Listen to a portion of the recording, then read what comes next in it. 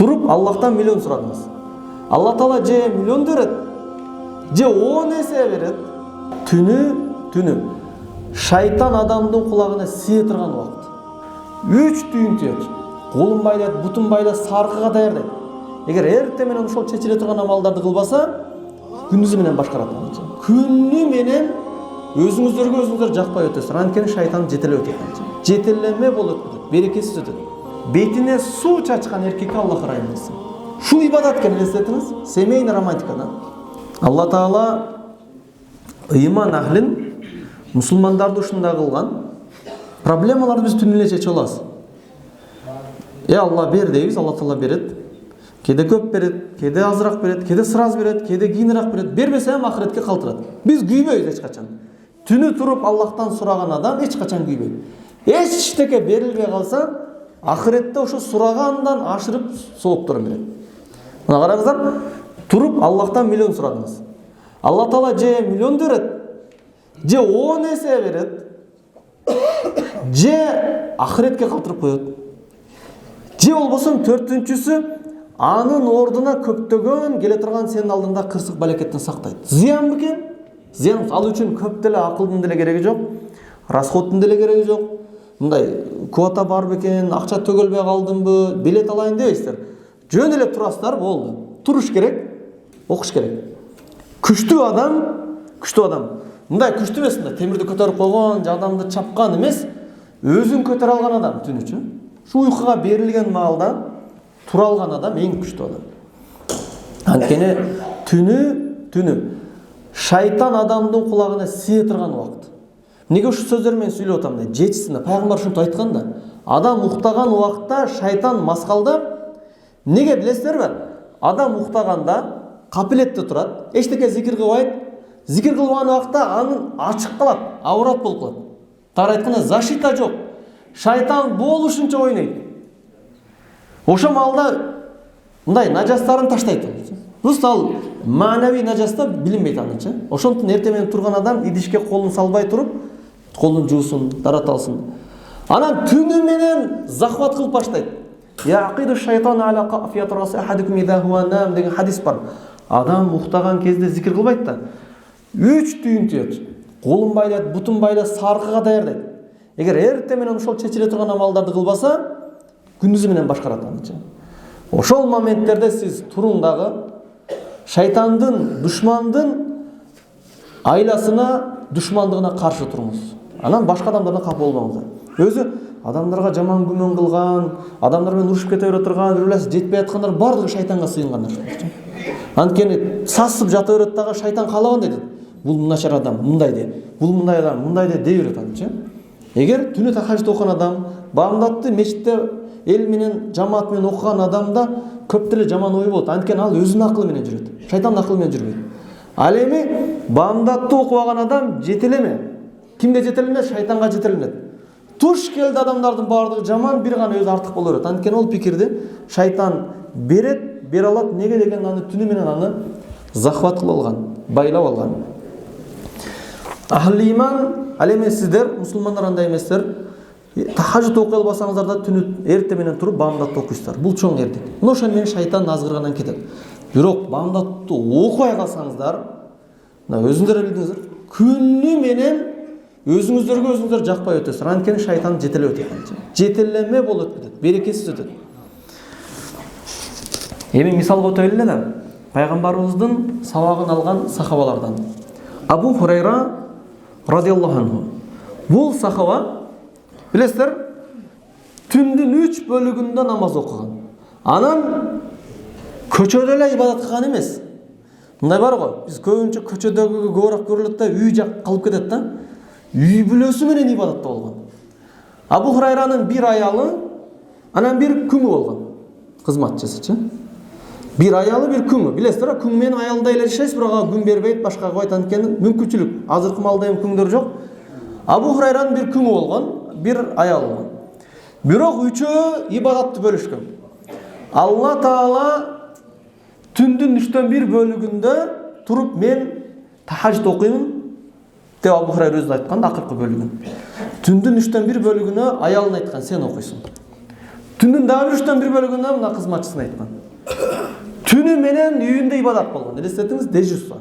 Жана байракты кайтаргандар бар го, 2 солдат келет, алар кеткенден кийин кайра келип турган го. Алардын Абу Хурайранын үй бүлөсүндө ушундай болгон. Жарык өчпөй турган. Жай намазда адам бар дайым. Баштапкы учурда аялы турат, ал уктагандан кийин кызматчысы турат. Андан кийин бамдатка жакындаган убакта Абу Хурайра отуруп, ал окуйт. Ушундай семья барбы азыр? Ош боюнча жок болсо керек, а? Же бөлүшкөндөр бар. Балам, сен бир 12ге чейин кармап берчи. 12ден апаң айтасың. Апаң бир 2ге чейин окуса, оден берги чоң акең да бир 4ге чейин кылса, 4тен мен өз мектепке кетем депчи. Ушинтип кылып көрөлү эле да биз. Ошо үй бүлө дүйнөдө да ахиретте да сонун жашайт да. Абу Хурайранын ошондой болгон. Пайгамбар айткан: "Силер үйүңөрдү кабыр кылып албагыла" деген. Кабыр кылып алгыла деген түшүнүк кандай билесиздерби? Мазарга барыңыздар эле да. Өзүңүздөр коркосуздар да. Тып-тынч. Эч ким эчтеке койт. Ол кабырлардын жанында чычкан өтүп кетет. Баягы кабырларды кээде тешик жерлери жабып атпайбызбы? Мисалы, түркү-бүлкү жеп кетет. Неге дегенде эч ким жок да эч ким жок. Ошондуктан ал кеңири жаныбарлар нарак биракка жүрөт. Үйүңөр ушундай тып-тынч болбосун ибадатка. Баягы телевизор коюлуп турат, бир нерсе коюлуп туратты эсепке албай атат. Ибадат жагынан үйдө Куран окулбай калбасын, үйдө тахажжуд окулбай калбасын деп пайгамбар айткан. Ошондой үй бүлө боло турган болсо, ал үй бүлөнүчү Аллах Таала мактаган, ырайым кылган. Пайгамбар айткан: "Рахималлаху раджулан қама минал-лайл." Аллах Таала ырайым кылсын ушундай кишини түнү туруп тахажжуд окуган. Фасалла ва айқаза имрата. Өзү окуп туруп, өзү эле окуй бербестен аялын ойготкон. Тур депчи. Анан фаин абад, ошол убакта эми бардыгыңыздар тура бербейт дейм. Элестетиңиз, тургузуп көрүң. Жеңем тура экен. Турбайт да. Турганда турат иман. Турбай койсо, фаин абад, баш тартса, надаха фи вajhil ма. Бетине суу чачкан эркекке Аллах ырайым кылсын. Шу ибадат экен, элестетиңиз. Семейный романтикада. Тургузуп көрүңүздөр. Бирок мындай эмес да. Жатып туруп, турай тахажжуд оку. Онда жизнь турбайт андачы. Турса эми сизден коркуп жаман көрүп окуйт. Туруң, светти жандырың, жанында жай намаз чоң салып, жатып ок, намаз окуң эле да. Өзү эле туруп кетет. Кудай берип турган мен күйөөмө депчи. Турабы? Бирок ушинтип окуп туруп бир 2 рекет, 4 рекеттен кийин тур дең. Ошол сооп. Турбай калса суу чачың, ал дагы сооп да. Пайгамбарыбыз үйүндө тахажжуд окуганда Айша энебиз кыбла жагына жатып алат. Үй тар болгон да. Биз жана айттык, кичинекей бөлмө болгон. Анан түнү кыямда көп намаз окуган. 1 пара, 2 пара. Качан саждага келгенде Айша энебиз бутумдай тартып турат. Ал деген сөз сезип турат эле. Качан рүкү кылат, качан сажда кылат депчи. Ушундай сезип турат өзү. Сиз ошол жатак бөлмөңүзгө, спальняга жай намаз салып, дарат алып кирип окуң эле да. Сиз 4-рекетте аркаңызда жеңем намаз окуп атканын көрөсүздөр. Анткени алар деле Кудайдан коркот да. Эми анын уландысы бар хадистин рахималлаху имраатан. Бул жеңемдерге айтыла турган маселе да. Аял кишиге Аллах Таала ушундай аялга ырайым кылсын.